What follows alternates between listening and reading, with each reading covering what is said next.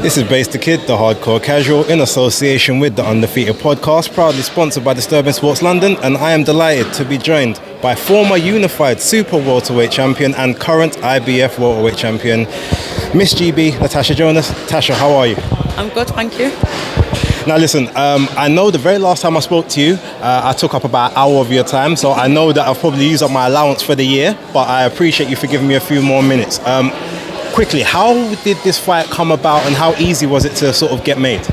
We practically made it after our last fight on Sky, and you know, I think there's very few fights that, you know, the fans are happy with, the promoters happy with, the platform's happy with, and the fighters are happy with, and she's one of them fights. And you know, it just shows to show, like she said, when two fighters really want the fight, it gets done, it gets made.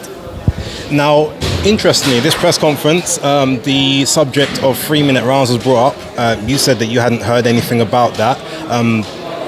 What's your opinions on it, and is it something that you would be interested in considering, considering there's only a little bit of time left before this fight actually takes place? No, definitely. It was just, my contract came through, it said what it was, it said we're back and forth and back and forth. 10-2 is just what it was, and I never questioned that. I never questioned that maybe she wanted to do threes. But you know, obviously that's the first I've heard. It was never a conversation I'd had. It definitely be something that we'll have a conversation over. And I genuinely think 3 minutes suits my style of boxing anyway. But yeah, so we'll see.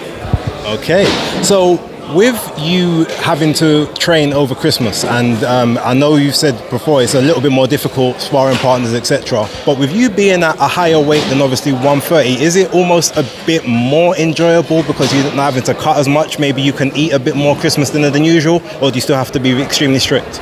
No, I mean, you know, it's not just a case of like going up in weight, eating more and training less. You've got to. There's a lot of big science behind it.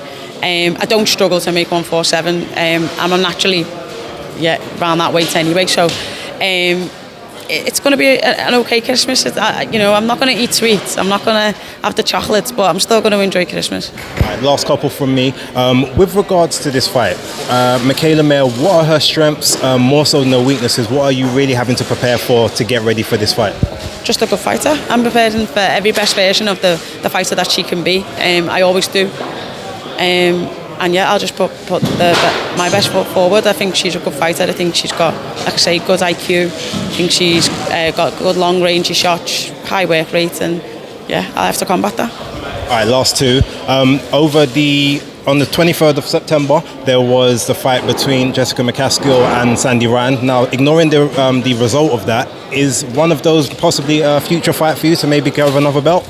There's loads of options if you win, but the thing is you've got to win, and I don't even look past it anymore. You've just got to focus on the 20th, and that's it.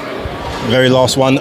Also, we had Katie Taylor versus Chantel Cameron just come up over the weekend. Now, Katie has been given a show cause letter by the WBO to decide which belt she wants to keep.